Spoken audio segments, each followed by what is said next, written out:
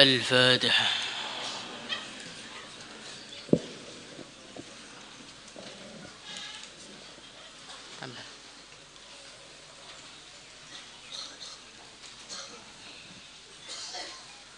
اللهم صل وسلم على سيدنا محمد وعلى آل سيدنا محمد.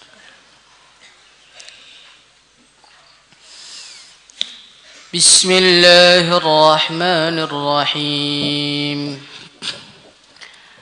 الحمد لله الذي أنزل على عبده الكتاب ولم يجعل له عوجا قيما لينذر بأسا شديدا من لدنه ويبشر المؤمنين الذين يعملون الصالحات أن لهم أجرا حسنا ماكثين فيه أبدا وينذر الذين قالوا اتخذ الله ولدا. Alhamdulillah, segala puji lillahi hanya bagi Allah, alladzi yang anzala, yang telah menurunkan ala abdihi, kepada hamba-hambanya, menurunkan al-kitab al-Quran, walam yaj'al, dan dia tidak menjadikan, lahu di dalamnya, iwajan bengkok, qayyiman sebagai bimbingan yang lurus, liyungzira, untuk memberikan peringatan kepada orang-orang kafir, ba'san, akan siksa, syadidan, yang sangat pedih, min ladunhu, dari sisinya. Wa yubasyira, dan memberikan kabar gembira, al-mu'minina, kepada orang-orang yang beriman, alladzina, yang ya'maluna, yang mereka semua mengerjakan, as-salihati, amal-amal yang soleh. Memberikan kabar gembira, anna lahum, bahwasannya bagi mereka, ajran, pahala, hasanan, yang baik. Makithina, mereka kekal, fihi, di dalamnya, abadan, untuk selama-lamanya. Allah Subhanahu wa ta'ala berfirman, alhamdulillah, segala puji hanya bagi Allah. Jadi sebagaimana yang sudah dijelaskan kemarin, yang pantas dipuji hanya Allah. Yang pantas diterima kasihi hanya Allah. Kenapa hanya Allah? Karena kullu syai'in, segala sesuatu, maujudin, yang wujud itu semua dari Allah. Kullu ni'matin min Allah. Semua nikmat dari Allah. Selain Allah tidak ikut andil apapun di dalamnya. Kalaulah Allah Subhanahu wa ta'ala menggerakkan makhluknya untuk mendatangkan nikmat itu kepada kita, sebetulnya bukan makhluk itu yang berbuat, tetapi Allah yang menggerakkan. Biar apa? Biar makhluk yang mengantarkan nikmat itu kepada kita mendapatkan pahala dari Allah. Ada orang kasih uang kepada kita. Kalau pakai kacamata zahir, wah, orang ini baik sekali ya, mau ngasih uang kepada saya. Tetapi kalau dilihat dari batin, uang itu bukan dari dia. Dari siapa?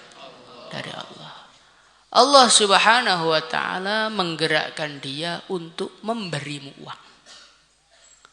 Biar apa? Biar engkau mendapatkan nikmat dari Allah, dan supaya yang memberi kamu uang dapat pahala dari Allah. Jadi kalau selain Allah tuh kok berbuat kebaikan tuh digerakkan biar dia dapat untung. Maka yang layak diterima kasihi siapa? Hanya Allah. Alladzi anzala ala 'abdihil kitab. Termasuk Allah Subhanahu wa taala itu sangat-sangat layak dipuji adalah ketika Allah menurunkan kepada baginda Nabi Muhammad sallallahu alaihi wasallam menurunkan Al-Qur'an. Jadi turunnya Al-Qur'an kepada baginda Nabi Muhammad sallallahu alaihi wasallam ini merupakan nikmat Allah yang menjadikan kita harus selalu memuji Allah. Bagaimanakah sifat Al-Qur'an? Walam yaj'al lahu iwaja. Allah Subhanahu wa taala menurunkan Al-Qur'an kepada Nabi, walam yaj'al lahu iwaja, dan Allah tidak menjadikan di dalam Al-Qur'an itu ada bengkoknya. Apa maksud ada bengkoknya? Kemarin sudah saya jelaskan panjang. Ringkesnya, lam yaj'al lahu iwaja, Allah tidak menjadikan dalam Al-Qur'an itu ada sesuatu yang saling berlawanan di dalam urusan maknanya. Jadi Al-Qur'an itu mulai Al-Fatihah sampai Qul a'udzu birabbin nas, semuanya isinya selaras. Tidak ada pelin-pelannya.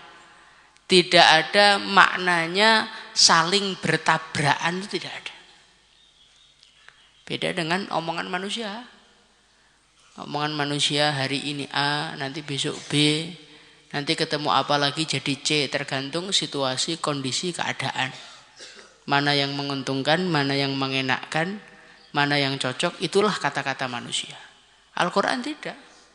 Di dalamnya tidak ada saling berlawanannya, semuanya selaras mulai awal sampai akhir. Kemudian walam yaj'al lahu iwaja qayyima. Qayyima ini artinya apa? Qayyima maknanya yang pertama lurus. Kalau qayyiman diartikan lurus, berarti ini kata-kata qayyima adalah tambahan keterangan dari walam yaj'al lahu iwaja. Allah tidak menjadikan kebengkokan dalam Al-Qur'an. Qayyiman berarti Al-Qur'an itu lurus. Makna yang kedua, qayyiman maksudnya adalah mu'tadil bainal ifrati wat tafrit. Al-Qur'an ini isinya adalah sesuatu yang seimbang. Seimbang itu bagaimana? Seimbang itu pas. Pas itu bagaimana? Pas itu tidak kelebihan dan tidak kekurangan. Nah, kalau manusia ini kan kadang-kadang terlalu lemes sampai nggak mau ngapalkan, nggak mau wiritan, nggak mau ngaji, semua digampangkan, boleh semua. Nah, ini namanya kebablasan gampangnya. Terkadang kalau manusia itu kebablasan kencengnya, wejos sampai sholat nggak berhenti, khurut nggak pulang-pulang. Maka kebablasan ini adalah sesuatu yang tidak ada bagusnya. Kebaikan, kengejosen juga nggak bagus. Terlalu lemes juga nggak bagus. Tidak terlalu memberatkan, tidak terlalu meringankan. Inilah Al-Qur'an. Isinya pas. Cocok semua. Tidak terlalu memberatkan. Sehingga aturan-aturan dalam agama itu mudah. Tapi mudahnya agama tidak sampai menjadikan agama itu menjadi sesuatu yang bisa dipermainkan. Pas, ukurannya pas. Tidak kelebihan, juga tidak sampai kurang, imbang. Kemudian setelah itu Allah menjelaskan liyungzira ba'san syadida.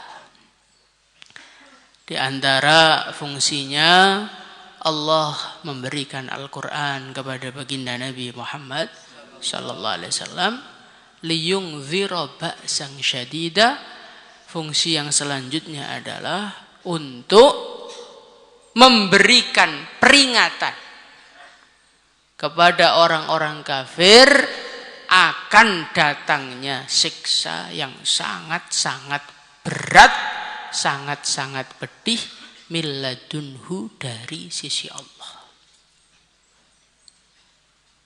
Kemudian ada seorang ulama mengatakan, Allah di atasnya tadi berfirman, Alhamdulillahilladzi anzala ala abdihil kitab. Segala puji bagi Allah. Setelah itu Allah berfirman, liyungzira ba'san syadida. Beliau mengatakan, Allah subhanahu wa ta'ala memberikan peringatan, ancaman, azab kepada orang-orang kafir. Ini juga merupakan nikmat Allah. Loh, ancaman azab kok nikmat Allah tuh bagaimana, Pak? Diancam sebelum datangnya azab, ini merupakan nikmat. Di depan ada jurang. Maka orang yang pasang pelang, hati-hati, stop di sini karena depanmu ada jurang. Orang yang memasang pelang itu orang baik apa orang jahat? Orang baik. Begitu juga termasuk Allah subhanahu wa ta'ala itu harus kita puji dan harus kita terima kasihi. Kenapa? Di antaranya adalah liyungzira ba'san syadida. Karena Allah telah memberikan peringatan, ancaman terhadap orang-orang yang tidak baik di dunia ini. Diberi ancaman di dunia, artinya dia masih hidup, artinya dia masih bisa kesempatan untuk memperbaiki kesalahannya, untuk tobat dari dosanya, untuk menjadi lebih baik dan menyingkir dari apa yang diancamkan oleh Allah. Coba bayangkan, kalau umpama orang-orang kafir itu malah disemangati. Alangkah mengerikannya. Umpama mereka nggak diberi peringatan sama sekali. Umpamanya mereka itu nggak diberitahu mengenai neraka. Akhirnya mereka merasa benar, tahu-tahu sampai neraka. Itu kan sangat kasihan. Tapi kalau sudah diberitahu kok nekat nabrak terus, nah Anda memang layak dihukum.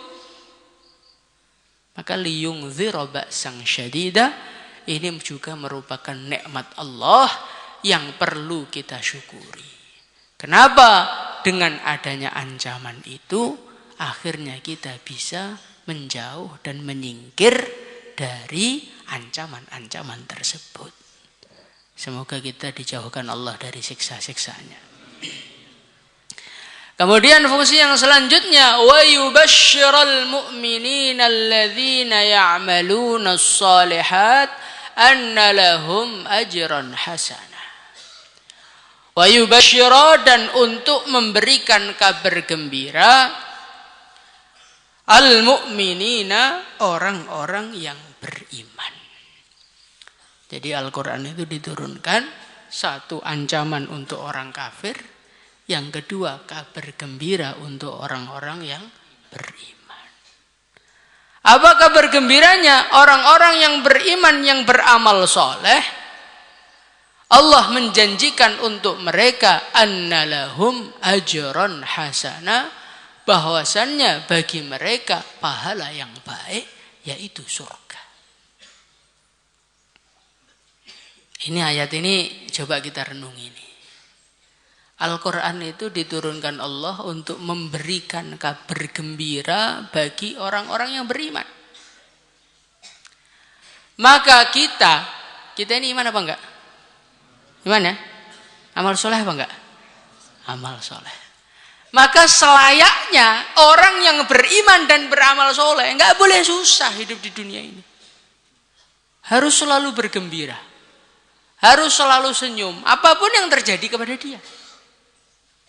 Lah kok gitu, Pak? Lah sudah dikasih kabar gembira sama Allah kok masih pasang muka masam tuh bagaimana?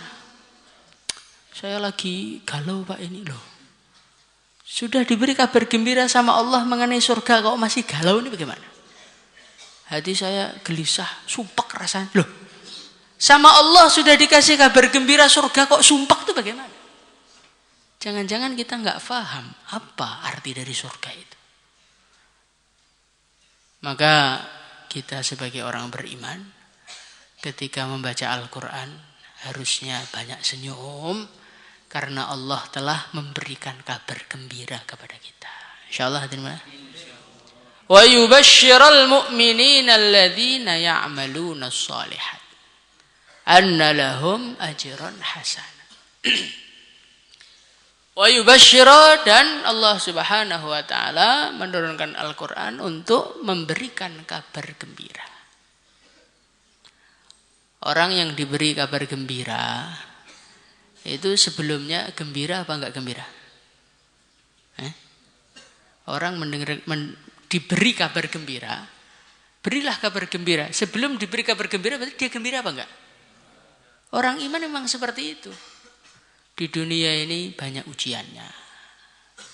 Di dunia ini banyak ketemu dengan perkara-perkara yang menyumpekkan dia.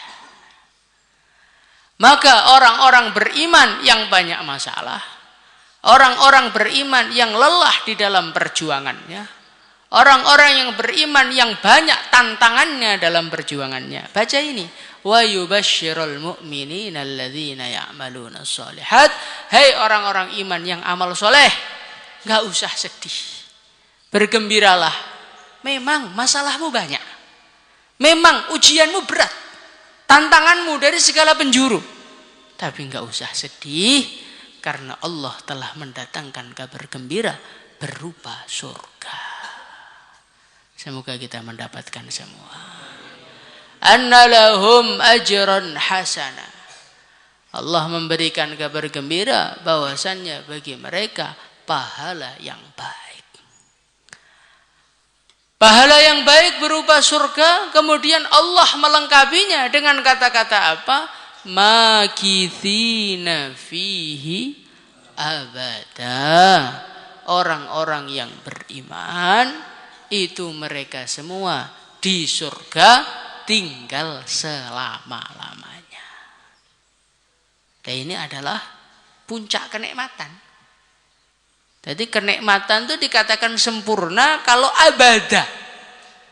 Kenikmatan itu dikatakan sempurna itu kalau kekal. Kalau nikmat itu seindah apapun, kalau enggak kekal itu ya enggak puas.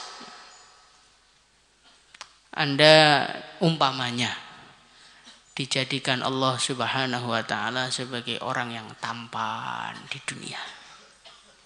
Sehingga orang memuji ketampanan kita. Itu nikmat apa bukan? Nikmat. Kekal apa tidak? Tidak. Anda dipuji karena umurnya baru 15, 20, 30. Tunggu sebentar lagi. Nanti mulai 40, mulai 50 itu sudah filter HP itu udah nggak bisa ngaluskan wajah lagi. Kerutannya sudah terlalu dalam. Itulah dunia. Itulah dunia. Dunia ini adalah suatu perkara yang menipu. Kenikmatannya, keindahannya menipu.